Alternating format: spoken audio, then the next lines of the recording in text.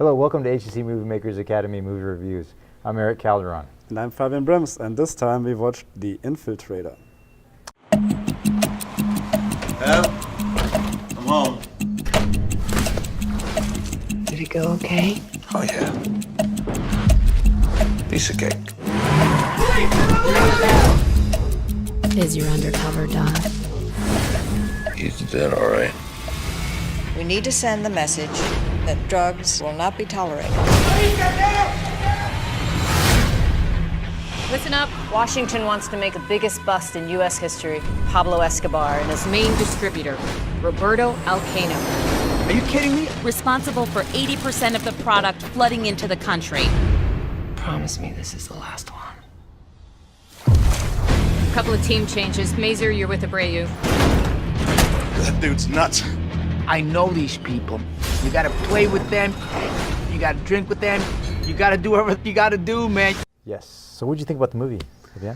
Well, let's talk about first what it is about. So Okay. it's a true crime thriller with Bryan Cranston, John Leguizamo, what was her name again? Diane Kruger. Yeah. And it's about an undercover agent of the US Customs. It's actually a true story, based on a true story. Correct. And this undercover agent tries to infiltrate the cartel of which one? Pablo Escobar, Pablo the Medellin Escobar, cartel. yeah. But unlike other movies like Blow or Scarface, this time it's not about the drug dealers Yeah. and the smugglers. This time it's about the money launderers and laundering. the people in the background. So it's quite a different touch on the subject. And I did some research, right?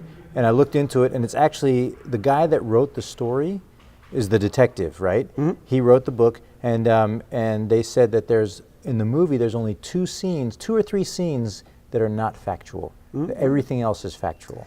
His name is Robert Mazar, I Yeah. think, and he also worked as a producer on the movie, so that ensured Yes. that they were as close to the reality as Yes. they could be. It was a good movie. Yeah, I have to say it felt entirely, through the entire movie, I always felt like convinced. The acting was great, Yep. and it really felt realistic, Yep. and there was like nothing that I had a feeling that drove me out of the story for some reason. And there's some parts in the movie where you're like, you get nervous for the actors, you know? And then I like the opening scene a lot. Yeah. When he's in the bowling alley. Yep. and he's undercover, and then The microphone gets hot. Yeah, it gets burning hot, and he fakes a heart attack. And Yeah, and of course he can't get rid of the microphone in front of his surveillance guy. Yeah. Yeah, That's crazy. Yeah. You know, I love the cinematography. I love the music. That went really well with creating the mood. I mean, overall, man, I think it was a great film. It was a great film, but at the same time, when you compare it to movies from the same subject, like Blow, like Scarface, or like Traffic, it's not as good as those masterpieces, I think. Like, especially Traffic and Scarface, like these are like milestones in movie history, and I wouldn't say that The Infiltrator is a milestone, even though it's legit and I really liked it, but it doesn't go up in the sky, you know what I'm Really? saying? I personally liked it, you know. I think it went up there, you know. So you say it's a legendary movie? Yeah. Okay. Yeah, because, I mean, In my business, nothing good ever comes in the absence of trust. Without it, there is no loyalty. And when there is no loyalty, it never ends well. you know, it's just, I got sucked into the story. I like the fact that it's like a true story. And the ending credits were awesome, you know, the ending credits when they're actually showing pictures of They had a real really people. great casting, like all the actors, especially the supporting cast, Yeah. like the guys that worked in the bank and Yeah. some of the cops, like they really looked like their real life counterparts. They did a great job there. And I also really enjoyed, like unlike many other movies and crime thrillers, they didn't paint a black and white picture of the whole thing. It was always like it is in the real world, like gray zone, like the good guys not Very necessarily gray. do only good stuff, Yeah. and even the bad guys maybe are nice guys and have families and stuff like that, you know? Yeah, and they have families, and they let things happen that they shouldn't let happen, you know, and I mean it brought this realism to it, you know. So one thing what I was not so crazy about, and which is probably why I say it's not legendary, at times it was a little bit too conventional. So like we've seen plenty of movies about undercover cops, and every time like the marriage of the undercover cops goes downhill. Meet your soon-to-be wife. Damn, I need a fiance. How many undercovers has she done? It's her first one, but she was at the top of her class. You don't have to worry about me. I'm a big girl. One wrong word, Here we go. one slip.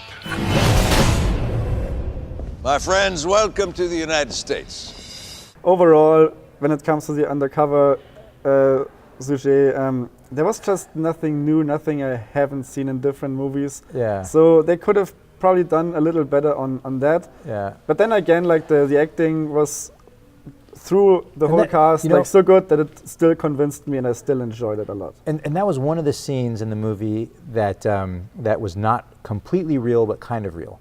Was that scene where in the restaurant and he's having his what's it called, the anniversary with his wife? Over the cake, yeah. With the cake, and the guy walks in. That really happened. What didn't happen is when he smashed the waiter's face in the cake. They dramatized it a little bit. Yeah, they dramatized that a little bit. But yeah, that was one of those instances where I was like nervous for the character. You know, I mean, and I like the conventionalness of it because it's to me that's, you know, it felt like it's a real story. I mean, it's a double-sided sword with the convention, because, like I said, the average moviegoer probably enjoys it because he gets what he expects. Yeah. But then I just go more after new things, and when I see something for the 10th time, it just doesn't amaze me anymore. So. Yeah. Yeah. I like the style. I mean, this is in the 80s, 90s, right? They had a great set direction and art direction. Great like art it really direction. looked like all the cars, what they wore, and the fashion and everything. Like it looked, they made a time travel through the 80s to Florida and lived with the cocaine cowboys there. This was an audition. You got the part. So 1 to 10, what would you rate it? Probably between 7 and 8, 7.5. Yeah. It's definitely legit. It's enjoyable, but again, like it's not in the Olymp of movies in my opinion. Yeah, I would say like 8.5, 9, somewhere around there, as like, because I learned something. You know, I really enjoy learning about history. Yeah. But yeah. Especially the history you don't learn in school. So thank you for watching our movie show. We're brought to you by the HCC MovieMakers Academy. There'll be a number right there. Call Eric Nitzberg. Sign up for a class and enjoy the art of filmmaking. And please don't forget to subscribe our YouTube channel. You also find where you can find the link down here. And yeah, sign up and watch our reviews, comment, share it, and please let us know what you think, because we're always happy for feedback. So long. Farewell.